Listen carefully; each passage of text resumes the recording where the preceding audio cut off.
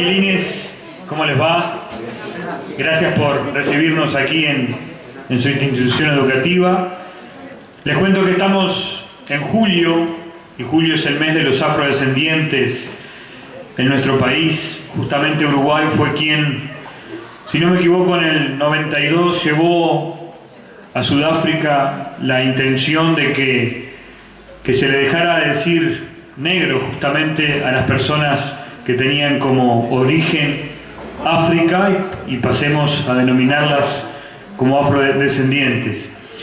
Y hoy estamos aquí, quien les habla, Camilo Gutiérrez, director de Juventud de la Intendencia Departamental de Tacuarembó, acompañado de la directora de Cultura, Lorelei Alamón, y el director de Equidad y Género de la Intendencia Departamental, el licenciado Nicolás Rosas. Gracias a la directora Ana Vidal, que nos abrió las puertas aquí de su liceo para que Óscar Montaño, historiador, nacido en Flores, Trinidad, que bueno, hace mucho tiempo estudia y recopila información acerca de los afro en nuestro país, tiene muchos libros y el último es Breviario de la Historia Afro-Uruguaya, que estaría bueno que esté acá por el Liceo de Villa Encina, así que vamos a tratar de gestionarlo con Óscar. Bueno, sin más cháchara, lo voy a dejar con Óscar, para que les hable un poquito de la importancia histórica que ha tenido Joaquín Lencina para nuestro país y también todos los batallones negros que acompañaban al general Artigas. Gracias. Qué grande Camilo, muchas gracias por tenerme en cuenta. Siempre, el año pasado justamente vinimos a presentar el libro, Breviario, como decía Camilo, Breviario de Historia Afro-Uruguaya, Orígenes del Candombe, donde justamente buceamos ahí en lo que es el origen del candombe allá desde el 1800 al 1900. Pero bueno, eso cuando traigamos el libro ya, para la próxima hablaremos de ese material que yo creo que les va a venir bien también para incentivar lo que es el candombe por todos lados. Es un poco lo que buscamos, ¿verdad? Que más allá también de que sepamos de dónde venimos, que somos un país muy mixturado, y bueno, ni que hablar de Tacuarembó. Bueno, y el que aquí está hablando, que tiene de las tres etnias, tiene de indígena, tiene de negro y tiene de blanco. Así que, bueno, y quizás también algo de árabe, porque tenemos mucha mezcla. Bueno, y contentísimo de estar aquí en Villa Encina. Estuve hace más de 3 décadas y bueno, obviamente que era pueblo Encina, era chico, y ahora ver que se ha ampliado muchísimo. Ya otros compas hace un buen tiempo me habían mandado imágenes de la reivindicación que se hizo de Joaquín Lencina Sancina. Y bueno, y uno se ponía muy contento, ¿no?, de que estuviese esa reivindicación del guerrero, no porque no esté bueno que haya sido payador, buenísimo que haya sido payador, genial que haya sido payador, pero en el ámbito que se reivindica a los héroes, tiene que ser guerrero. Artigas, por ejemplo, no cumple tanto ese rol. Artigas sí fue muy buen estratega, pero fue mucho mejor pensador. Si reconocemos, o si deberíamos reconocer la figura de Artigas en el ámbito de pensamiento, es uno de los grandes pensadores, de los que ideó realmente, de lo que llevó a la práctica nada más y nada menos que la igualdad y la justicia, con leyes que amparaban a los más desfavorecidos, y entre ellos estaban los indígenas, entre ellos estaban los gauchos pobres, y entre ellos estaban los negros, justamente, que lo acompañaron hasta el final, porque no fue por dádiva, porque le tenían lástima, no, fue porque se sentían consustanciados con lo que Artigas hablaba, con lo que Artigas proponía, con lo que Artigas hacía. Vivía pobremente, Él no se creía nada. Cuando venían los extranjeros a entrevistarlo y a ver cómo vivía el gran protector del medio mundo, de la mitad del nuevo mundo, no sé qué cosa, los hermanos Robertson, fueron a verlo en purificación y Artigas estaba sentado en una cabeza de vaca, rodeado ahí de su gente india, negra, mestiza, gauchos, todos hablando y él dictando a sus secretarios, porque Artigas en realidad no perdía el tiempo en escribir él. ¿Por qué? Porque no era importante, diríamos. Artigas tenía muy mala caligrafía, Artigas escribía muy mal. Artigas no lo vamos a reconocer como él escribiendo, sí pensando, sí orientando. Y a su lado estaban los indios, y a su lado estaban los negros, y a su lado estaba Ancina, que Ancina, más allá de que habrá cebado muchísimos mates y Artigas lo mismo, porque se aburriría Artigas de que le estuvieran cebando mate siempre, Ancina fue un asesor, asistente, como también lo fueron indígenas. Y de ellos también Artigas aprendía, porque fue un ida y vuelta. No es que Artigas daba todo. Artigas no era un superhombre. Artigas era un notable, un brillante hombre. Pero esa brillantez que tenía lo hacía justamente una persona de mente abierta para esa época. Es increíble. Yo quiero a veces ponerme en la situación de una época donde justamente la gente negra era tratada como cosa, era gente esclavizada, a la que no se le quería reconocer ningún derecho, al igual que a los indígenas, gente que se veía mal que vivían en comunidad. Sin embargo, la gente indígena eran los que iban siempre a la retaguardia, cuidando la retaguardia, cuando la redota, cuando el éxodo, cuando la inmigración, como le llamó Artigas, la gente que iba al fondo cuidando todo para que los ataques fueran rechazados era la gente indígena. Y la guardia personal, entre comillas, que tenía Artigas era la gente negra, que fueron los que lo acompañaron hasta el final. Hoy existe una comunidad en Paraguay que es Cambacuá, y existe heredera de los últimos soldados negros de Artigas. Eso hay algo que es indeleble, que está ahí marcado en las afueras de Paraguay, de Asunción del Paraguay. Esa comunidad sigue existiendo hoy y son herederos y se sienten herederos, son paraguayos hoy, porque son, bueno, chosno, tataranietos de aquellos soldados que acompañaron a Artigas y que fueron separados de Artigas cuando Artigas entra al Paraguay con esos soldados. Pero no nos anticipemos, porque hay hechos importantísimos que justamente marcaron la historia y uno ocurrió cerca de aquí, bastante cerca, sacamos la cuenta con Camilo, en puntas del arroyo Tacuarembó Chico, que fue la última batalla que se libra en territorio oriental, que es la batalla de Tacuarembó, donde hay una masacre tremenda de soldados artiguistas, que son tomados desprevenidos. Uno dice, ¿cómo no tomaron precauciones? Pero los brasileros, bueno, estaban atacando y se sabía que había fuerzas brasileras cerca. Pero estos batallones de soldados artiguistas, Artigas no estaba en el momento, Artigas estaba en Paysandú, y eran muchos indígenas y soldados de batallones que dirigía Andrés Latorre, uno de los tenientes de Artigas más fieles, más realmente combativos, y que lo acompañó hasta el final también.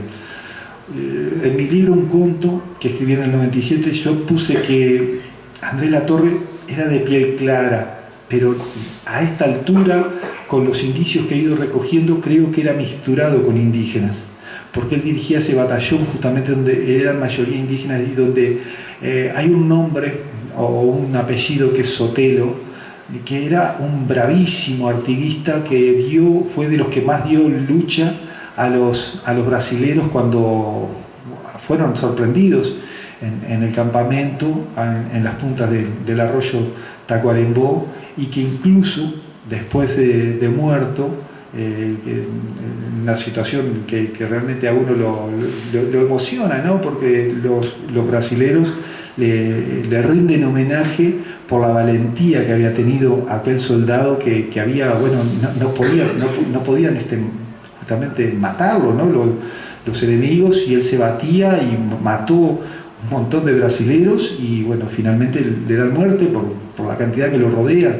Pero están las crónicas que cuenta justamente Ramón de Cáceres, que fue uno de los capitanes artiguistas más importantes, fue un notable cronista, impresionante, y que justamente él estaba del otro lado del arroyo, y el arroyo estaba crecido, estaba con otros batallones, y no poder cruzar y ver cómo lo estaban masacrando a sus compañeros es realmente tremendo. Pero lo cuento más que nada, chiquilines, profes, porque pasó cerca de aquí y es un suceso importantísimo, porque fue el final de la campaña contra Artigas en territorio oriental. Artigas, junto a Encina, junto a la torre que se suma a las fuerzas de Artigas, cruzan a Entre Ríos a recibir la ayuda de Pancho Ramírez, de Francisco Ramírez, que era justamente el gobernador de Entre Ríos y a quien Artigas había apoyado en la Confederación y le había dado el apoyo para que fuera el gobernador. Y está Pancho Ramírez esperándolo para matar a Artigas, en una confabulación que se hizo lamentablemente con Fructuoso Rivera. En mi libro también un conto, yo publico 2 cartas de Fructuoso Rivera donde le dice a Pancho Ramírez que hay orden de matar al monstruo Artigas. En esas palabras se expresa justamente. Y para quienes quieran ver, las cartas existen, yo las fotografié y las publiqué en un conto, no con, diríamos, escrita con compu, no. La textual con la firma de Fructuoso Rivera, justamente, diciendo que hay que matar al monstruo Artigas. Son de junio de 1820, después de la batalla de Tacuarembó, cuando Artigas cruza para recibir ayuda, y lo que recibe es la traición de Francisco Ramírez, que lo persigue para matarlo, porque querían la cabeza de Artigas, de ese monstruo, como le decían, y de sus seguidores, obviamente, que a esa altura quedaban algunos charrúas y algunos guaraníes, pero ellos no entran al Paraguay. ¿Y por qué Artigas va hacia el norte? Va en busca de ayuda. Hay varias versiones de esto, ¿verdad? Pero en este caso, la que nosotros nos afiliamos y que hemos incluso respaldado, es que Artigas va al Paraguay a buscar el apoyo de Fulgencio Yegros, que era su amigo en Paraguay, que estaba en contra de Gaspar Rodríguez de Francia, que muchos han tildado del dictador Gaspar Rodríguez de Francia, pero era el gobernador, para decirlo de otra manera, de Paraguay. Gaspar Rodríguez de Francia, al enterarse de que Artigas marcha hacia el Paraguay, hace apresar a Fulgencio Yegros y lo hace fusilar. Entonces Artigas, cuando es una situación, imagínense, va perseguido por el que era su amigo, su aliado, Francisco Ramírez, va en busca del otro amigo que estaría en Paraguay, y el otro amigo se lo matan. Imagínense la situación. Gaspar Rodríguez de Francia le temía a Artigas. Artigas era una persona temida, tenía esa guardia de honor, esos batallones negros o batallones indios, que al decir del cónsul de Inglaterra, eran huestes que daban miedo, ¿verdad? En las crónicas que él manda justamente para Inglaterra. Y eso habla también de un apoyo pero total hacia la figura de Artigas.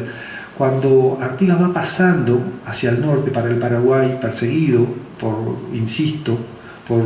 Pancho Ramírez, los indígenas salen a pedirle la bendición, a saludarlo y a pedirle la bendición, y muchos lo siguen también. Pero no todos pueden entrar a Paraguay, porque Paraguay era un territorio, ya digo, que siempre se mantuvo aislado. Y ese aislamiento fue lo que logró el Gaspar Rodríguez de Francia, que tuviese tantos años en el gobierno, ¿verdad? Y bueno, las crónicas de Ramón de Cáceres cuentan que para sobrevivir esas fuerzas artiguistas, tenían que comer sus cabalgaduras porque no tenían que comer, y que cuando desfallecían los caballos se comían esos animales. Lo cuenta el mismo Ramón de Cáceres en sus crónicas, que también están editadas. Y entre ellos siempre estaba Ancina. Ancina fue una figura referencial dentro de los batallones negros artiguistas. Fue el que encabezó los batallones negros en purificación. Fíjense esa palabra, chiquilines. Pensemos cómo Artigas definió a su sede, no Montevideo. Se llevaba muy mal con Montevideo. No quería saber de nada con Montevideo, Artigas. Y cuando funda su capital le pone purificación. Fíjense eso. Qué nombre tan inspirador. Y la idea que tenía Artigas era que allí iban a ser llevados sus enemigos, los que fueran prisioneros, los que eran apresados, para purificarlos y darle las nuevas ideas, que no fueran realistas, o que no fueran, es decir, realistas de España, ¿verdad? Porque en ese momento estaba, bueno, pobre Artigas también, ¿no? Tenía los lusos brasileños que entraban del norte, toda esta zona, los bonaerenses que lo odiaban, que pusieron en precio la cabeza de Artigas, y desde Montevideo, los españoles que todavía estaban, y los mismos montevideanos. Los miembros del Cabildo de Montevideo le hicieron la guerra a Artigas. Y cuando llega Federico Lecor en 1817, lo reciben con los brazos abiertos y le brindan una misa, como diciendo, llega el salvador de este monstruo Artigas. En realidad era una situación que para Artigas, hoy por suerte tenemos muchos elementos, muchos documentos, están los archivos Artigas, que son como 40 tomos, chiquilines, pero los tomos enormes, donde se cuenta toda la historia de Artigas. Ahí también aparece Ancina, no como Ancina, sino como Tío Lencinas o como Joaquín Lencinas. Para Artigas era importante la palabra de Tío Lencinas.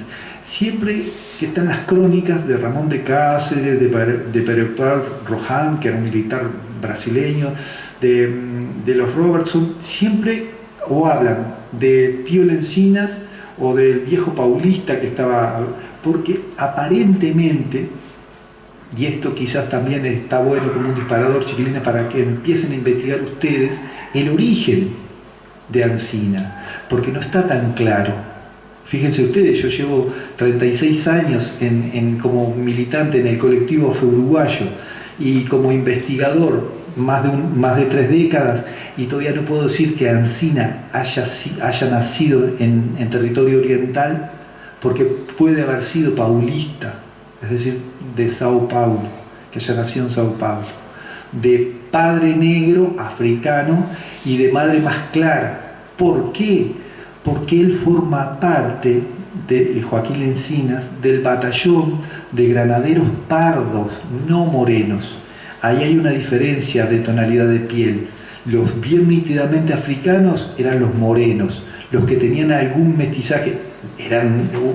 Hoy vemos y decimos, no, pero es negro, este hombre es negro, claro, pero en aquel momento no había tanto mestizaje, diríamos. Entonces, la diferenciación que se hacía era que si alguien tenía una mezcla étnica o racial, bueno, en este caso era negro, pero era pardo. Y bueno, Ancina formó parte del batallón de granaderos pardos en Montevideo, y ahí adquirió lo que fueron las herramientas militares que después obviamente que utilizó en favor del artiguismo, porque él no fue comandante porque sí nomás. Él comandó los batallones porque tenía su experiencia, obviamente tenía el apoyo del jefe.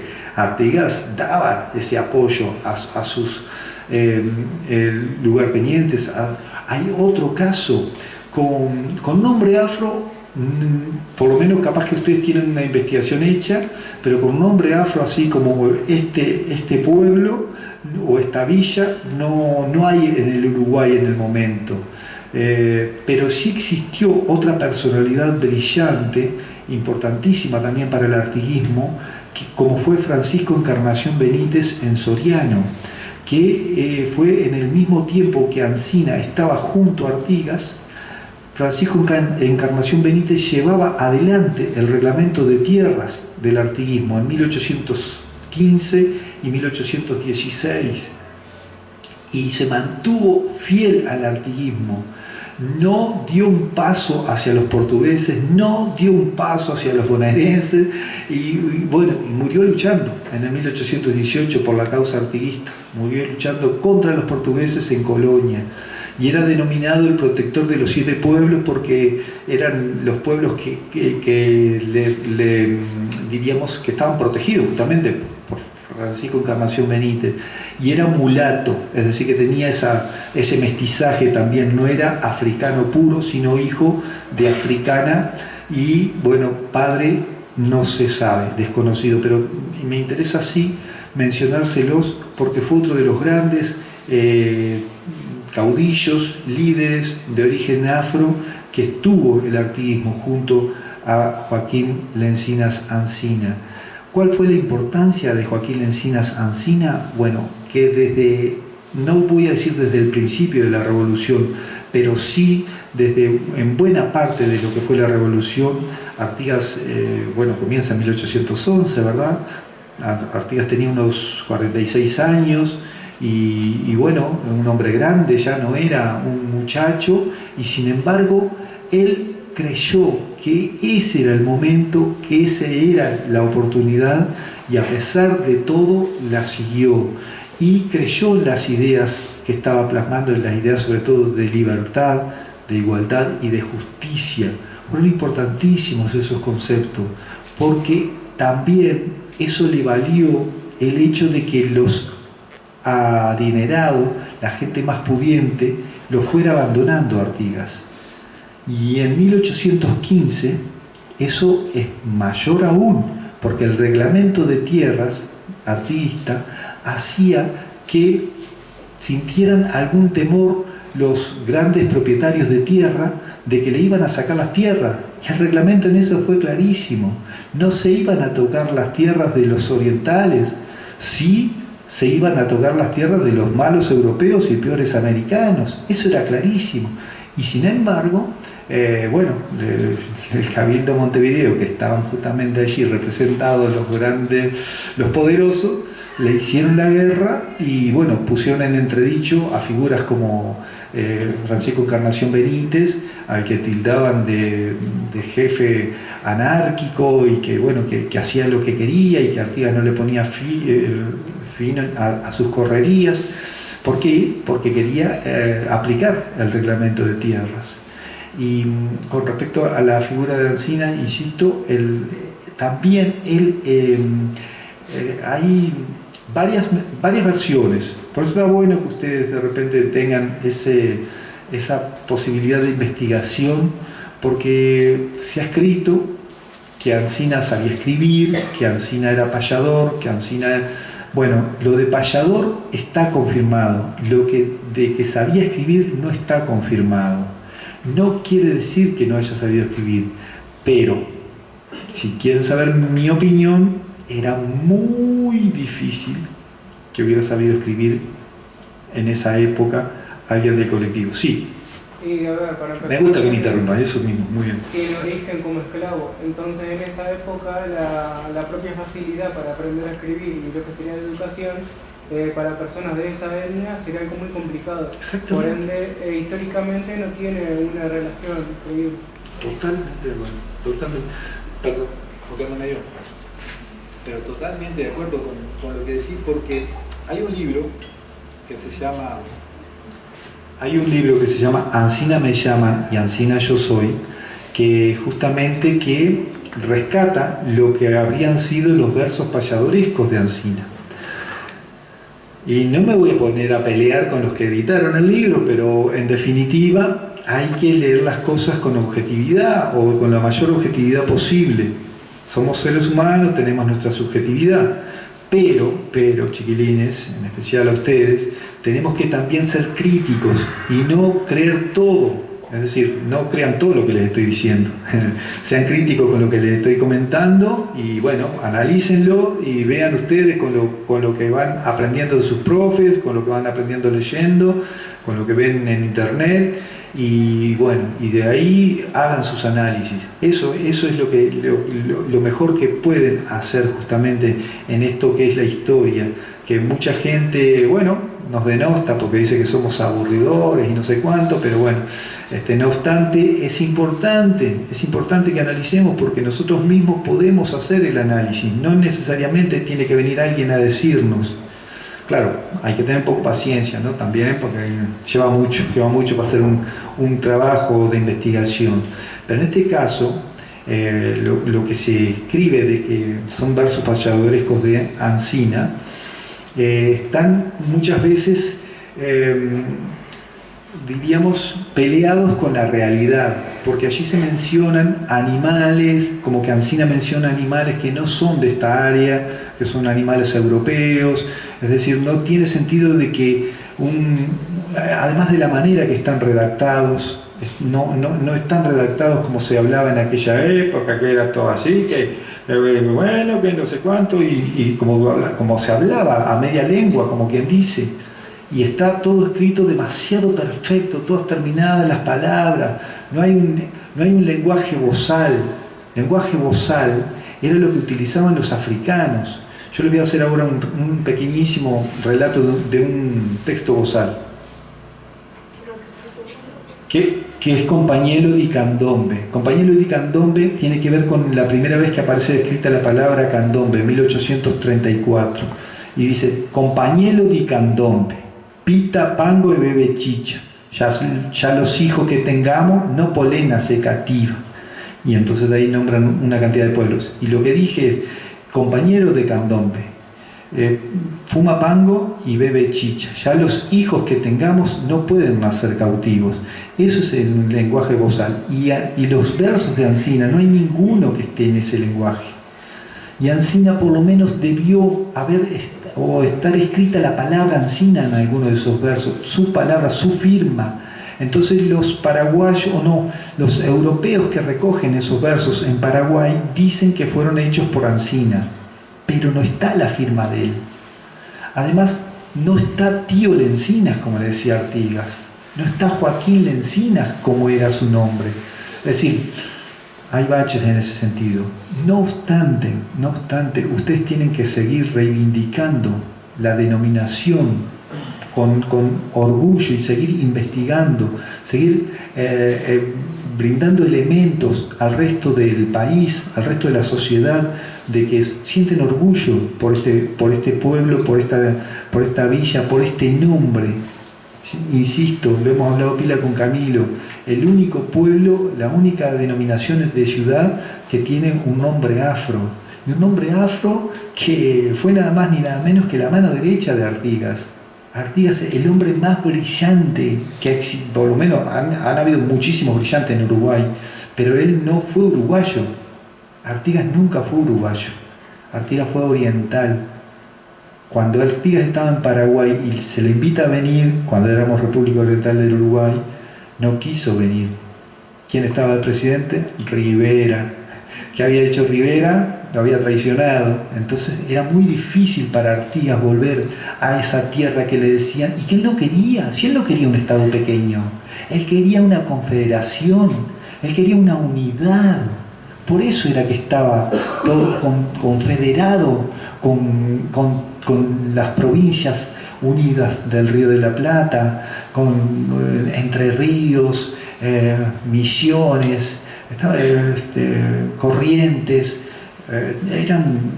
Era impresionante cómo funcionaba mediante chasques, ¿no? Es decir, los que llevaban las cartas a caballo, pero funcionaba, y por eso el centro era purificación. Y no me quiero extender mucho más, no sé cómo estoy de tiempo, Camilo, porque me gustaría también que me interrumpan y hagan preguntas y hagan intervenciones, ¿sí? Teniendo en cuenta que... Alto, así te escuchan allá. Teniendo en cuenta que él era, en esa época, y sigue siendo días de hoy, la representación de una idea y de un símbolo, se entiende de que él fuese a hacer, tratase de imponer respecto a eso, teniendo en cuenta de que desde su punto de vista no se merecía algo tan pequeño como una extensión de tierra. No. Para personas como él es importante el poder mediático y el poder de respaldar ese poder mediático, ya fuese que con eso se viese representada, por así decirlo, el poder militar o el territorio que él poseía. Por eso se entiende desde ese punto de vista que él rechazase esa propuesta que se les hacía en ese momento. Sí, es muy probable, pero una cosa tenemos que tener en cuenta, como podemos decirlo hoy, Artigas nunca perdió la humildad, siempre fue igual, nunca se la creyó.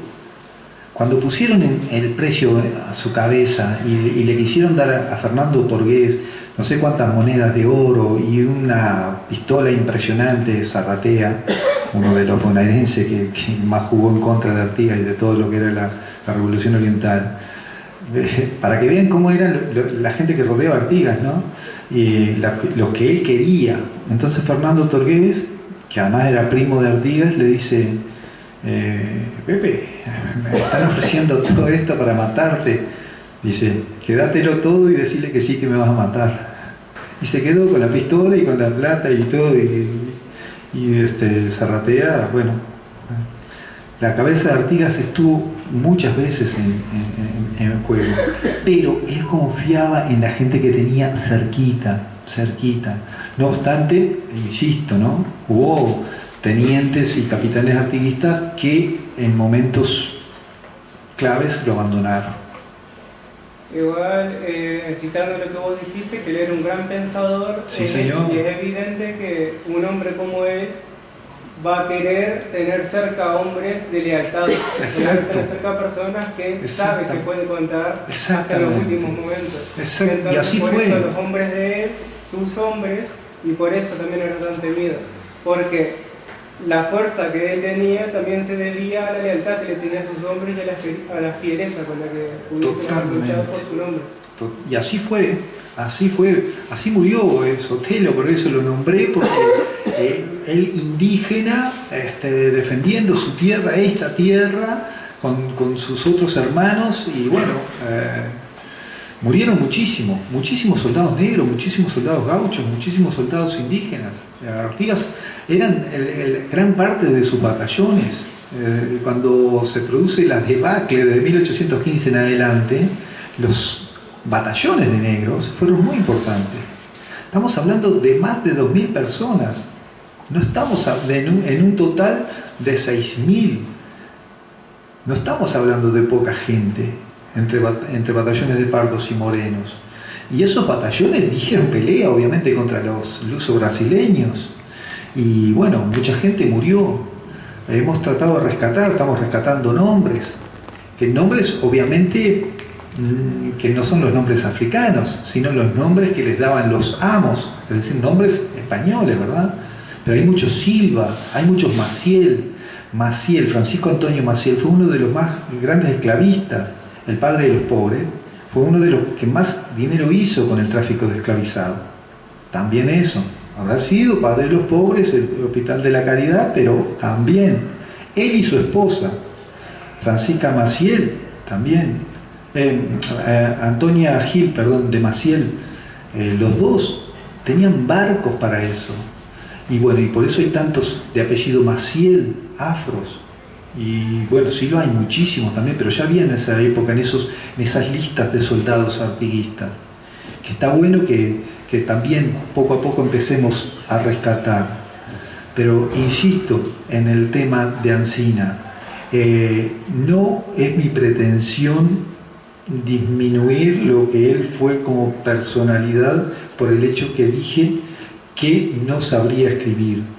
Es eso que vos dijiste, una imposibilidad real. Es un hecho objetivo. Un hecho objetivo. No lo he dicho de manera despectiva. No, para nada, pero el primer profesional negro de estas tierras fue Jacinto Ventura de Molina, de 1820 a 1840 escribió, y hay 3 grandes volúmenes que logramos rescatar en el año 92 para que no los vendieran al extranjero, y están en Biblioteca Nacional.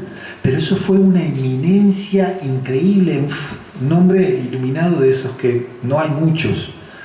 Pero lamentablemente la situación de Ancina, de Joaquín Lencinas, como soldado, ¿no? Como negro, porque por más que estuviese en el batallón de Pardos, él era visto como negro, era muy difícil en su época joven, cuando era esclavizado, aprender a escribir, porque no le era posible.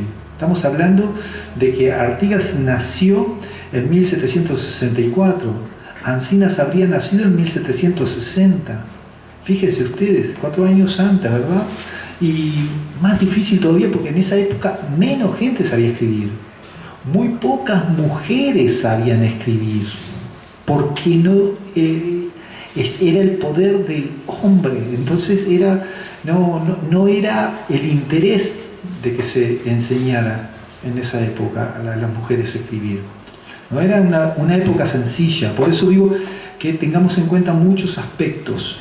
Lo de payador sí, porque era algo que estaba en el fogón, después de las batallas o en la noche, con la carne asada y bueno, tomando mate, ginebra, tomando su ginebra, coso, su caña brava y bueno, también guitarreando, es decir, haciendo su balde negro, también era otro de los payadores.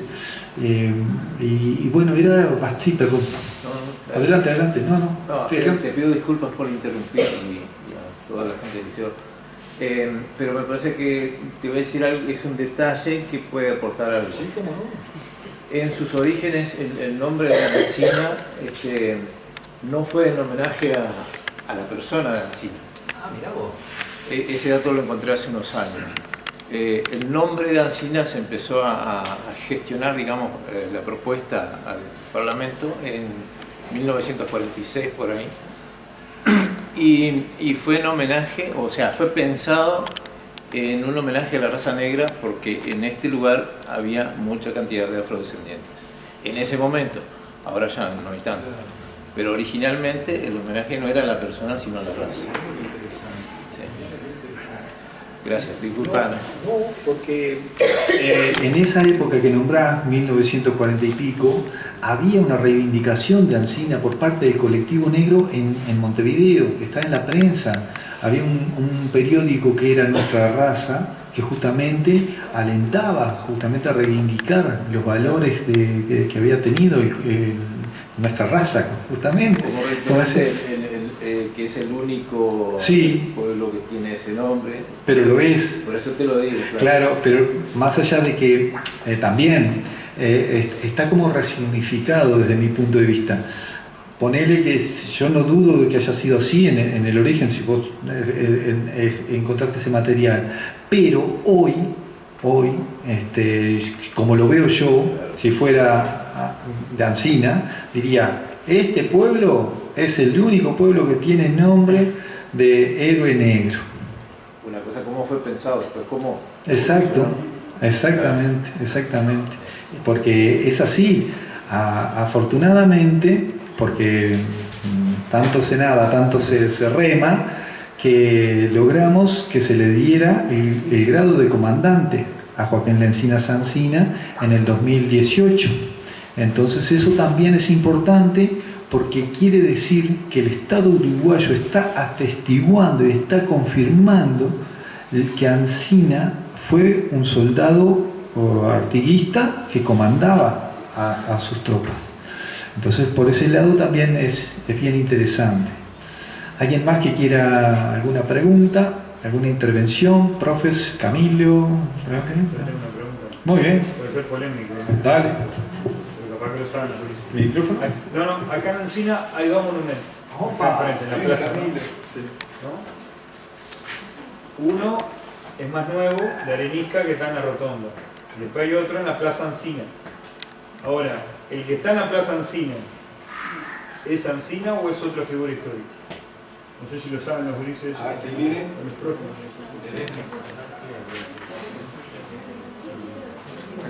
Chiquilines, ¿alguien? ¿Saben?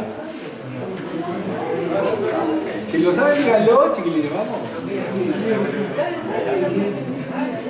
Está bueno, Camilo.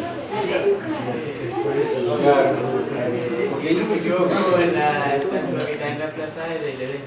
Bien. Exactamente. Porque cuando... ¿Cómo es tu nombre? Tabaré. Cuando Tabaré dice lo de 1946, en esa época y desde antes incluso, se venía pensando que Ancina era Manuel Antonio Ledesma.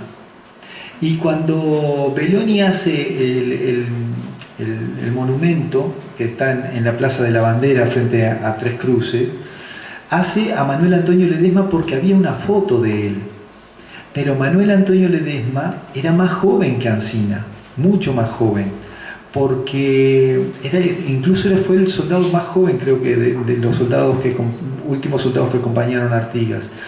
Y fue quien recibió a Ancina después que Artigas muere. Artigas muere en 1850 y Ancina va a Guarambaré a vivir con este hermano de armas, con este hermano de luchas que era Manuel Antonio Ledesma.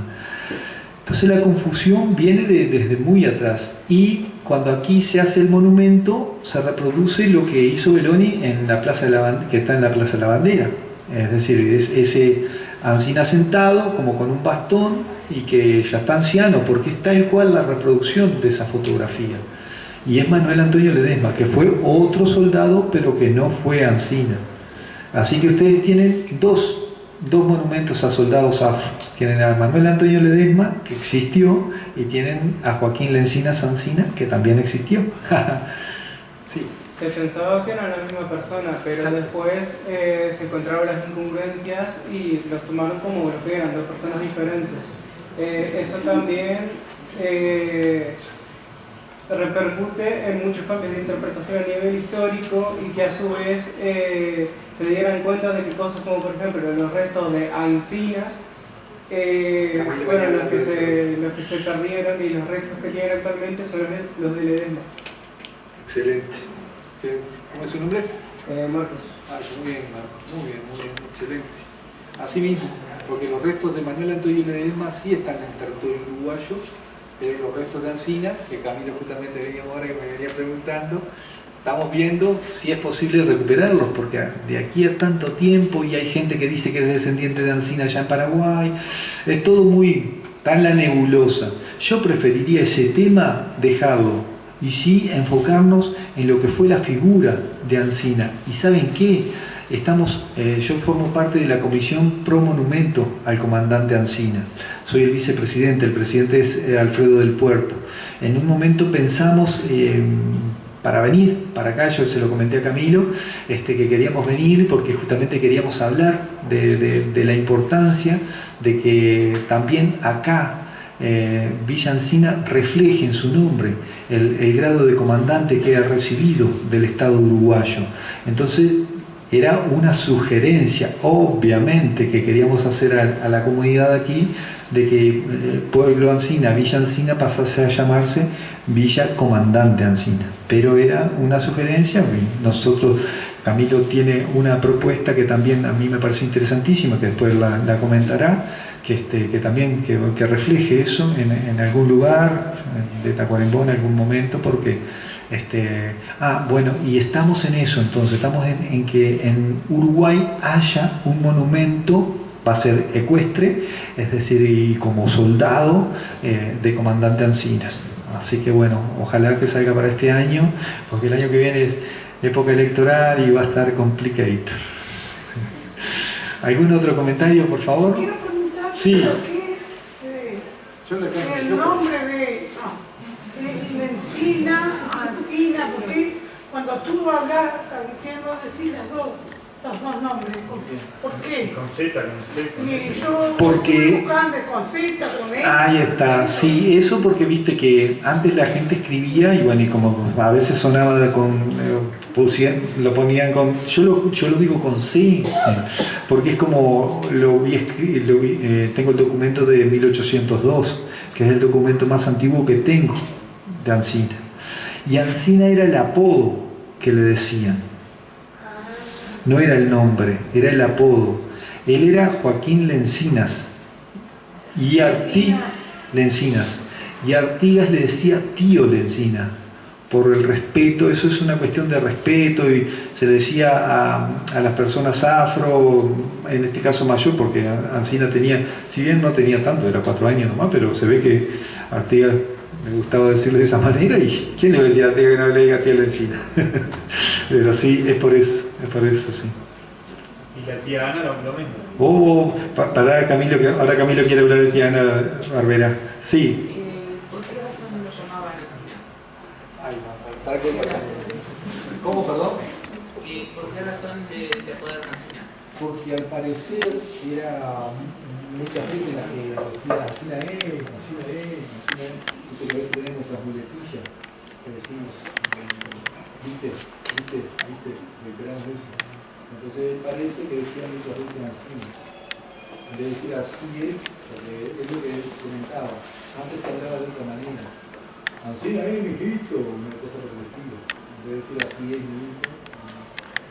Porque decía muchas veces mira, buen punto, Camilo. Buen punto. Dígalo. Porque puede ser por la mezcla, dice, del nombre, en realidad. Un juego de palabras. Un juego de palabras, pero digo, el que tenía yo es el de otro. Pero también. También son bastante similares. Se ve que se soltó. Estamos bien. Está abierto, ¿viste? Está abierto. Ancina es. ¿Algún otro? Olga de tía. Vos hablaste del tío Ancina y daba la referencia de tía Ana, de Ana Barberá. Que no está lejos de acá tampoco. Tía Ana Barberá, me he escuchado hablar de ella. Fue una mujer negra que recibió una suerte de estancia en el reglamento de tierras de Artigas en 1815 y que estaba casada con un paraguayo de apellido Montiel y que en su testamento dejó escrito justamente que cuando estaban entre el Tacuarembó Chico, no me acuerdo en qué zona del Tacuarembó Chico, pero bueno, está, no. ¿Es el rincón de la Tiana? El rincón de Tiana, es ese mismo. La ciudad de Tacuarembó. ¿En la ciudad de Tacuarembó? Claro. Bueno, yo lo que pasa es que no estoy recién haciéndome un poco de... Y bueno, ella había dejado como albacea, diríamos, cuando testamentario, al cura de mi pueblo, de aquella época, a Fray Manuel de Ubeda, para que hiciera el reparto de las tierras y que cuidara de una parte donde se iba a edificar una capilla y que allí se mantuviese una imagen de ella.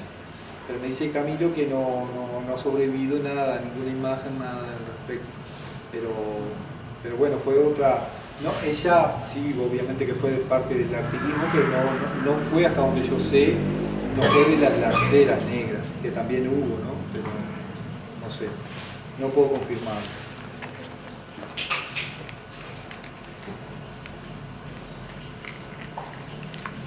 ¿Algún otro comentario, chiquilines? Sí. Respecto a lo que decía la directora, también puede verse a que después de que se dieran cuenta de que eran dos personas diferentes, Ledesma y Ancina, también tenían que atravesar de nuevo lo que posteriormente habían escrito para que hubiese errores de interpretación, porque antes, para testificar ciertas cosas, se tomaba en cuenta que Ancina como Ledesma.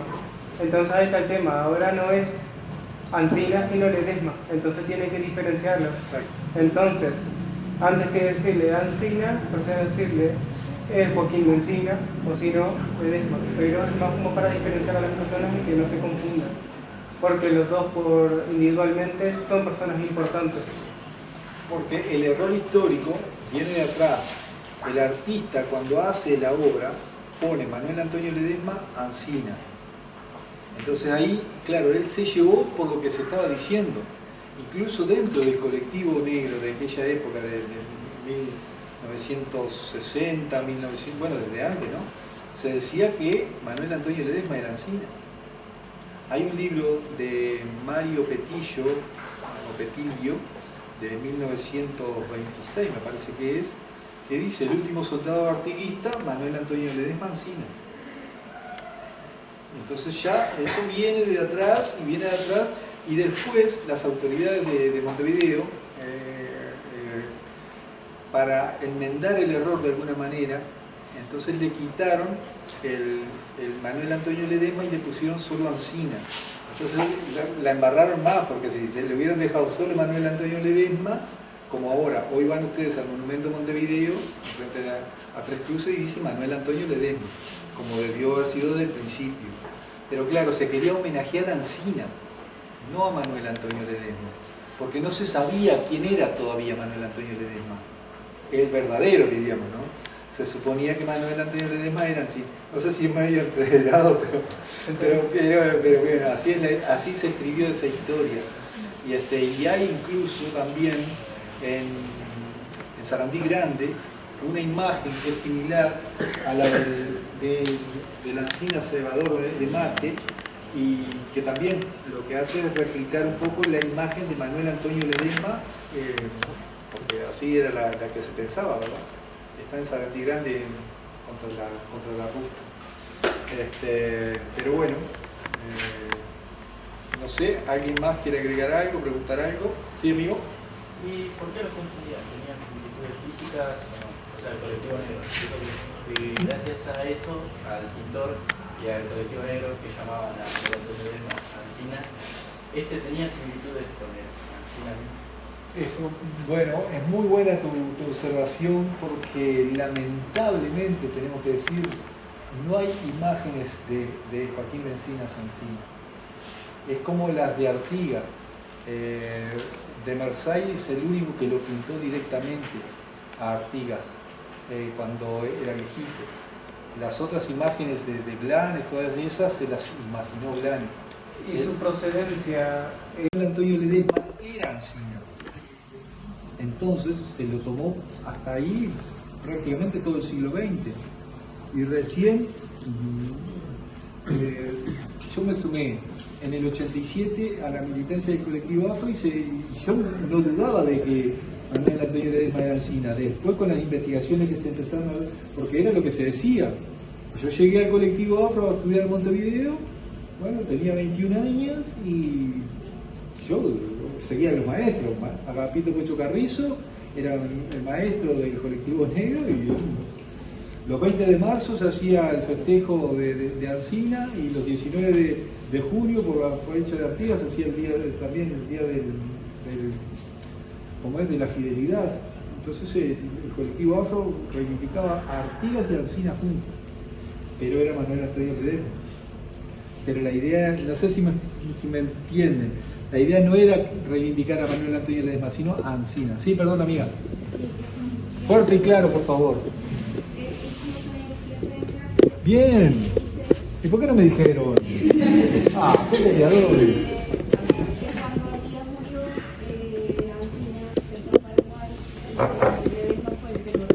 Exacto, así, en Guarambaré.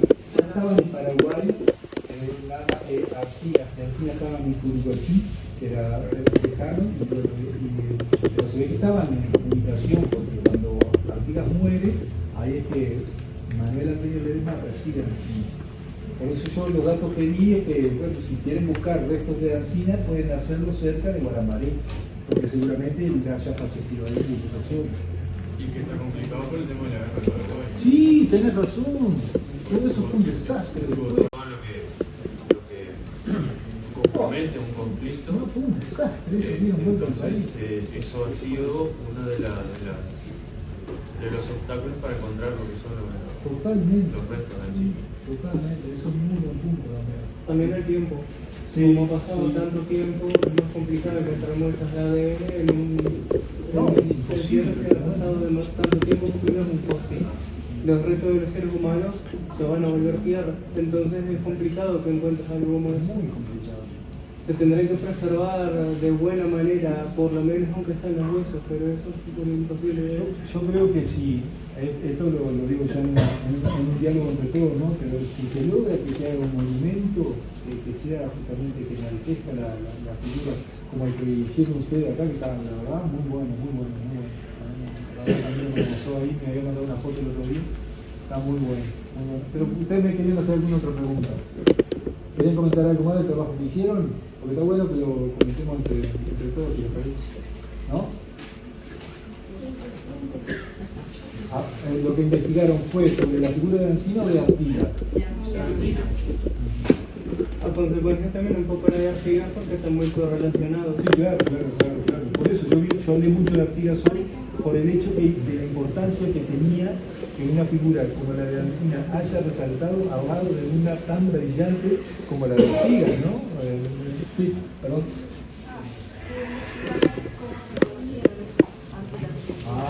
Ese es otro tema. Ancina fue un barco que habían piratas y después cuando lo aprisionaron lo pusieron como esclavo, entonces Artigas lo compró y se hicieron amigos. ¿Cómo? Ancina se escapó del barco nadando, que inclusive hay un verso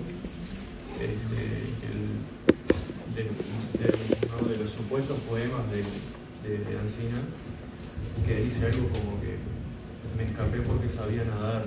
Entonces se escapa de ese barco y ahí es donde no me acuerdo bien el lugar, pero se encuentra con Artigas y bueno, primero es aprisionado y Artigas lo compra y ahí es donde se da todo eso.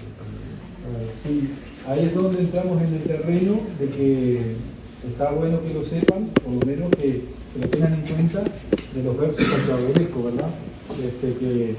Que son, bueno, creíbles hasta que uno los quiere creer, pero analizarlo está bueno. Yo lo que tengo de información al respecto es que hacia 1800, porque después que Ancina es soldado, Ancina al parecer, esa parte está en una nebulosa, va a dar al norte, allá en la zona brasilera, y en 1805 o 1806 es cuando Artigas compraría la libertad de Ancina. Pero también es parte de esa... No está sencillo, porque les voy a decir algo además. Hay gente intelectualizada en el Uruguay que dicen que Ancina no existió. Entonces contra todo eso tenemos que estar peleando a veces. Uno de ellos era el director del Archivo General de la Nación, que me decía, pero Montaño, dice, usted está buscando algo que no existe, Ancina no existe. Bueno, yo era jovencito, estoy hablando del año 90, 91, 92, 93, todos esos años que fui al Archivo General de la Nación, y bueno, a buscar información, y bueno, que di con este dato, y se lo dije, mire director, aquí está. Sí, pero no dice Ancina. Bueno, pero es Joaquín Lencina. Y no había con qué darle. Porque hay una parte de la intelectualidad uruguaya que, claro, que quiere que lo que presentemos sean documentos fidedignos. Hay otra gente, que a mí me parece fantástico también, que cree más en la cuestión de la tradición oral. Lo que pasa es que la tradición oral tiene la posibilidad de irla cambiando y variando de una generación a otra, no es tan sencillo. Sí, perdón. Marco. También como conclusión que se puede sacar es incitar a buscar muchas fuentes de información y también ver las cosas de manera objetiva y saber criticarlas, saber estudiar lo que uno lee y lo que uno aprende. Sí, porque generalmente las personas se cierran en una idea. Es como que yo te diga, no sé, que eso que estás tomando no es agua. Vos me decís que es agua, sí, pero no sabés realmente si es agua, a menos que lo hayas estudiado y lo hayas entendido. ¿No? Entonces, desde ese punto de vista se entiende que una persona, como el hombre que mencionaste anteriormente, tenga cerrada esa idea, si es algo que le enseñaron toda su vida, porque las No, personas no se le enseñan no a le cuestionar. enseñaron a él. Él lo que pasa que hay círculos de intelectuales en Uruguay, existían, y en esa época, imagínate, eran, y entonces entrarle no era fácil. Entonces vos, para corroborar cosas, si querías estar en un ámbito de ese tipo, tenías que hacerlo con documentación.